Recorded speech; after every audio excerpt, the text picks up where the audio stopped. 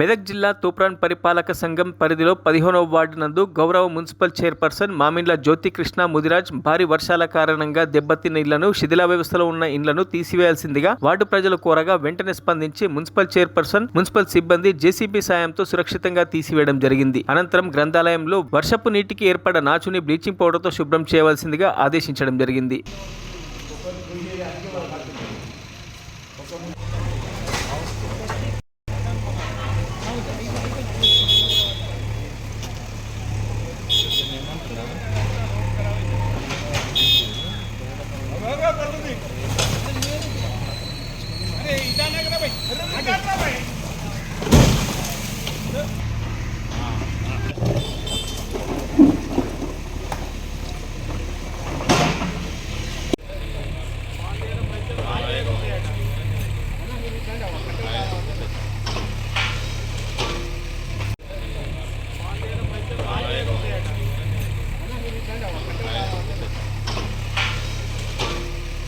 మరిన్ని అప్డేట్స్ కోసం మా ఛానల్ని సబ్స్క్రైబ్ చేయండి.